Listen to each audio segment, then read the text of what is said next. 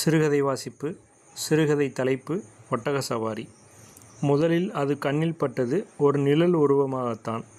ஜுஹு வில்லே பார்லே பகுதியையும் வார்சோவையும் இணைக்கும் link road என்று அழைக்கப்பட்ட தெருவில் ஒரு பின்னிரவு நேரத்தில் வெறும் பண முதலீடு செய்வதற்கென்றே எழுப்பப்பட்ட யாரும் குடிவராத பிரம்மாண்ட கட்டடங்கள், சில வெற்று மனைகளை ஒட்டி எழுப்பப்பட்ட குடிசைகள், அரைகுறை வீடுகள், கார்பட்டறைகள், காட்டுச் செடிகள் மண்டிய கட்டணமில்லா கழிப்பிடங்கள், இவை சூழ்ந்த செப்பனிடப்படாத தெரு அது. மங்களாக எரியும் தெரு விளக்குகள் பின்னிரவு நேரங்களிலும் விடிகாலை சமயங்களிலும் கவனமாக இராவிட்டால் இயற்கை உபாதைகளை தீர்க்க ஒரு குவளையுடன் தெருவோரத்தில் அமர்ந்திருக்கும் யார் மீதாவது மோத நேரிடலாம். பலமுறை நேரிட்டிருக்கிறது. வேகமாக திரும்பிய மாருதி கார் ஒன்று ஒரு சிறு பையனை மோதிவிட்டு சென்றது ஒரு முறை. மல்லாந்து விழுந்த பையன் கையில் இந்திய சந்தை தாராளமயமாக்கப்பட்டதின் சின்னமாய் ஒரு புது மாதிரி பிளாஸ்டிக் குவளையும், அவன் அணிந்த சட்டையில் ஒரு கையால் விளக்கை உயரே பிடித்த அமெரிக்க நாட்டு சுதந்திர தேவியின் படமும் இருந்தன. அவன் குண்டியில் பீ ஒட்டி கொண்டிருந்தது. லிங்க் தெருவில் நுழைந்தவுடன் இதெல்லாம் நினைவுக்கு வரும். வாகனத்தின் வேகம் மட்டுப்படும். அதை பார்த்த அந்த இரவிலும் வீடு திரும்ப நேரமாகிவிட்டது என்றாலும் தெருவில் நுழைந்ததும் கைனடிக் ஹோண்டாவின் வேகத்தை குறைத்தாகிவிட்டது. அதன் பின்பு நடுவில் வரிசையாக நின்ற உயர்கம்ப விளக்குகளுடன் நீண்டு கிடந்த தெருவில் பார்வையை ஓட்டிய போதுதான் அது தூரத்தே தெருவின் ஒரு முனையிலிருந்து இன்னொரு முனையை நோக்கி போய்க் கொண்டிருந்தது. அதிகப்படியாக நீண்ட கால்களும் கழுத்தும் கோணாமானாவென்று இசைவு இல்லாமல் அசைய, தீட்டி கலைத்த கோட்டு சித்திரம் போல் கடற்கரையை ஒற்றிய வெற்றுமனை பகுதியிலிருந்து திடீரென்று பிரவேசித்து தெருவை கடக்க ஆரம்பித்தது.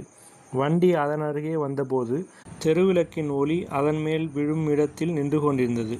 நீண்ட கழுத்தின் மேலே இருந்த தலையை அது மெல்ல திருப்பிய போது இருபுறமும் அறுபட்ட இரத்தம் உறைந்து கருத்த அதன் மூக்கு தெரிந்தது. ஜுஹு கடற்கரையில் குழந்தைகளையும் பெரியவர்களையும் உல்லாச சவாரி ஏற்றி கொண்டு போகும் ஒட்டகங்களில் ஒன்றாக இருக்க வேண்டும்.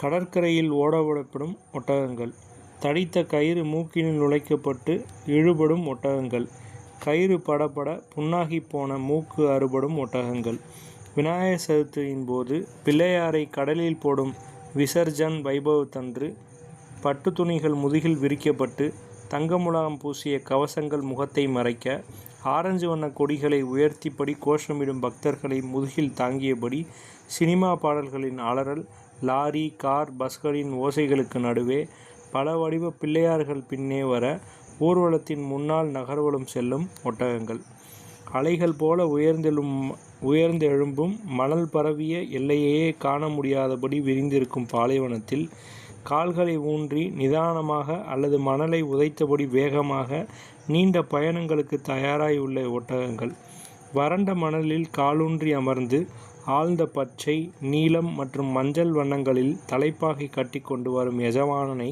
முதுகில் ஏற்றிச் சுமக்கும் ஒட்டகங்கள், சில சமயம் அரக்கு, பழுத்த சிவப்பு அல்லது ரோஜா வண்ணங்களில் தங்கப்பொட்டுகள் தைத்த பாவாடையும், முதுகுப்புறம் திறந்து முன்னால் மட்டும் மறைக்கும் ரவிக்கையும், சரிகை தைத்து முக்காடும் அணிந்த அவன் புது மனைவியை, அல்லது சில மாலை வேளைகளில் சூரிய கிரகங்களின் ஒளி அதீதமாக தாக்கியதால் செம்பட்டை கூந்தலுடைய ஒட்டகப்பால் குடித்து வரும் குழந்தைகளை சாவதானமாக ஏற்றிக்கொண்டு எந்த நிர்பந்தமும் இல்லாமல் மணலில் கால் புதைய நடக்கும் ஒட்டகங்கள், ஒரு ராம்சிங்கோ லகன்சிங்கோ பம்பாயில் பிழைப்பதற்காக இட்டு வரும் ஒட்டகங்கள்.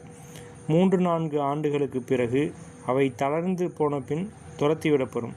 திடீரென்று தார் தெருக்களில் இலக்கின்றி நடக்க ஆரம்பிக்கும். நீண்ட பயணம் மேற்கொள்ளப் போவது போல் நடந்தவாறே இருக்கும். லாரி மோதியோ பட்டினியாலோ இறக்கும். வறண்ட பெருத்த கண்களும் அறுபட்ட மூக்கும் அதன் அடிப்பகுதியில் உறைந்த இரத்தமுமாய் தெருவிளக்கின் ஒளி அதன் மீனும் பட அது நின்று கொண்டு அவளை பார்ப்பது போல் பட்டது.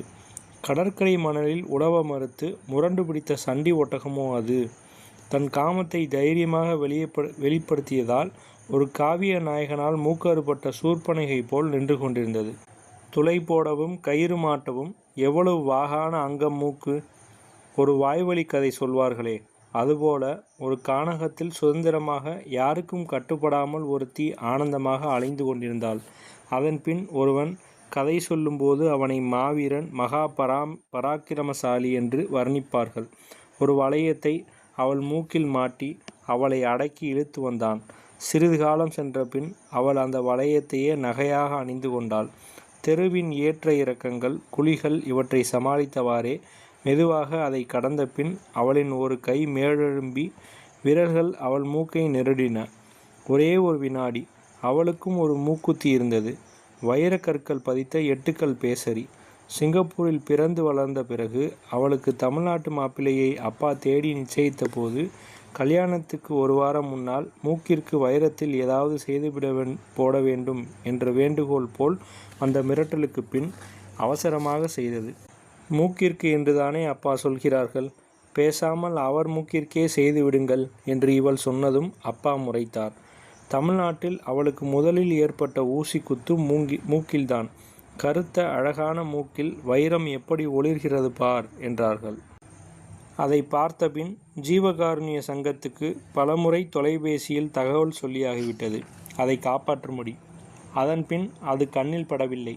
திடீரென்று ஒரு நாள் அந்தி வேளையில் அதை எதிர்கொள்ள நேர்ந்தது. தெருவில் நுழைந்ததும் கூட்டம் கண்ணில் பட்டது. வண்டியை நிறுத்தி எட்டி பார்த்தபோது புதர் செடிகளுக்கு இடையே அது உட்கார்ந்திருந்தது. அதன் தோலெல்லாம் சுருங்கி கருமை ஏறி உரித்து எடுத்து விடலாம் போல எலும்பில் ஒட்டாமல் தொங்கியது. உடலுக்குள் என்ன வேதனையோ சில வினாடிகளுக்கு ஒரு முறை உடம்பை சிலிர்த்து கொண்டு அகோரமாக கனைத்தது. நெருப்பணைக்கும் படையினருக்கும் ஜீவகாருண்ய சங்கத்துக்கும் தொலைபேசியில் தகவல் அனுப்பியாகிவிட்டது என்று சிலர் பேசிக்கொண்டார்கள். ஒரு பக்கெட்டில் தண்ணீரை அதன் முன் வைத்தும் அது குடிக்க மறுத்தது.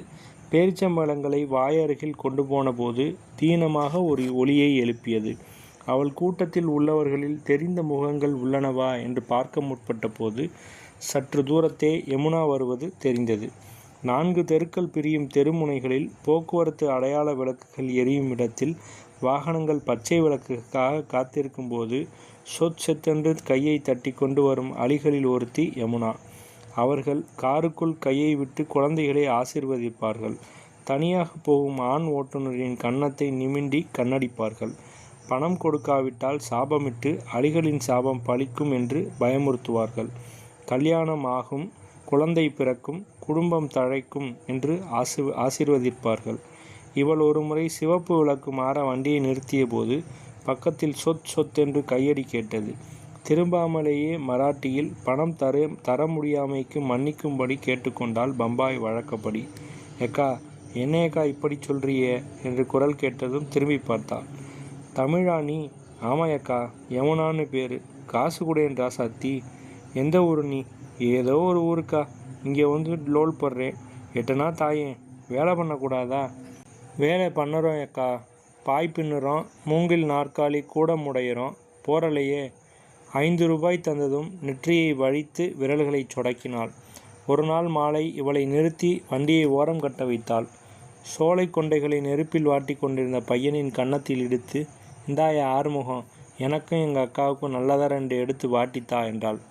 யமுனா, என்ன இது, நான் காசு தாரேன் என்றதும் அந்த பையன் தடுத்து, வேணாங்க, இது எங்கள் ஊரு தான். அதுவும் வீட்டில் எல்லோரும் எங்களுக்கும் பழக்கம்தான். தறி போடுற குடும்பம் என்றான். சோளத்தை நெருப்பில் வாட்ட ஆரம்பித்தான். ஆமாக்கா, சின்ன பிள்ளையில் நாங்கள் கூட நெஞ்சிருக்கேன். எங்கள் அப்பாரு கூட ஒரு வாட்டி ஸ்பெஷல் ஆர்டர் வந்து ஒரு புடவையும் பாவாடை துணியும் நெஞ்சோம். நான் தான் பாவாடை நெஞ்சேன். இப்போ கூட நினப்பிருக்கு. கிளிப்பச்சையில் கருநீல கலரில் கரை வச்சது. சாதாரணமாக கிளிப்பச்சைக்கு குங்கும சிவப்பு கரை தான். ஆனால் எங்கள் அப்பாரு நெய்யறதே தனிதான். மாங்காய் புட்டா சரிகையில் கோக்கலாம்னுட்டு நான் சொன்னப்போ நட்சத்திரம் கோருன்னாரு. கருநிலத்துக்கு அதான் எடுப்பாக இருக்கும்னாரு. ஆறுமுகம் சோள கொண்டைகளை வாட்டி எலுமிச்சம்பழத்தை பிழிந்து தடவி உப்பு மிளகாய் தூள் தூவி தந்தான். சாப்பிட்டு முடித்ததும், கிளம்புக்கா, நேரமாயிடும் என்று வண்டியில் உட்கார வைத்து வழி அனுப்பினாள். இவள் வண்டியை கிளப்பியதும் சொத்தென்று கைதட்டியபடி போய்விட்டாள். அதன்பின் எப்போதாவது கனநேர சந்திப்புகள், குசல விசாரிப்புகள். வாகனத்தில் விரையும் போது, எக்கா, தமிழ்கார அக்கா என்று தெருவின் ஒரு பக்கத்திலிருந்து குரல் எழும். திரும்பி பார்த்தால் யமுனா உற்சாகமாக கையை அசைத்து கொண்டிருப்பாள். கால்களை அகட்டி வைத்து நடந்தபடி வந்து கொண்டிருந்தாள் யமுனா. கூட்டத்தை பார்த்ததும் நின்று ஒட்டகத்தை பார்த்தாள். எம்மா என்றாள். இவள் வண்டியை பார்த்ததும், இவளை தேடி இவளை பார்த்ததும், இந்த கோராமையை பாருக்கா என்றாள். அடுத்த வினாடி மழைத்துளிகள் சொட்ட ஆரம்பித்தன. மழைத்துளிகள் உடலில் பட்டதும் ஒட்டகம் உடலை சிலிர்த்து கொண்டது. ஒரு பெருந்துளி அதன் மூக்கில் விழுந்து வாய்ப்புறம் வழிந்தது. கேவுவது போல் ஒரு ஒலியை எழுப்பிவிட்டு பொத்தென்று ஒருபுறம் சாய்ந்தது ஒட்டகம். கால்களால் மலமும் குப்பையும் கிடந்த தரையை உதைத்தது ஒரு முறை. கண்களை முழுவதும் திறந்து அண்ணாந்து வானை பார்த்த பின்பு மெல்ல மூடிக்கொண்டது. உடம்பு ஒரு பெரும் சிலிர்ப்புக்கு பின் அடங்கியது. போய்விட்டது பாவம் என்று கூறியபடி கூட்டத்தினர் நகர ஆரம்பித்தனர். எங்கே இருந்தோ இங்கே கூட்டிட்டு வந்துட்டு கொன்னு போட்டீங்களேடா கமநாட்டி பயலுவலா என்று அலிகளுக்குரிய கரகரத்த குரலில் சொற்களை நீட்டி நீட்டி உச்சரித்து ஒப்பாரி வைப்பது போல் ஓலமிட்டாள் யமுனா. பெருந்துளிகளாய் பொழிய ஆரம்பித்திருந்த மழை நடைபாதையில் பிளாஸ்டிக் விரிப்புகளுக்கான கூரையுடன் கூடிய புரைகளுக்குள்ளே இரவு உணவுக்கான மசாலாக்களில் அரைபடும் ஓசை, பூண்டு வெங்காயம் மல்லி மிளகாய் எல்லாம் அசிந்த மனம், வாகனங்கள் விரையும் ஓசை, சற்று தூரத்தே உயர பொங்கிய பாறைகளில் வேகத்துடன் மோதிய கடல் அலைகளின் ஆரவாரம் எல்லாவற்றையும் மீறி துளைத்தபடி கிளம்பிய அந்த ஓலம் வானத்தில் திரண்டிருந்த கருமேகங்களிடம் இந்த செய்தியை செல்லுமிடமெல்லாம் பறைசாற்றுங்கள் என்று முறையிடுவது போல் மெல்ல மெல்ல மேலெழும்பி காற்றில் கரைந்து போனது.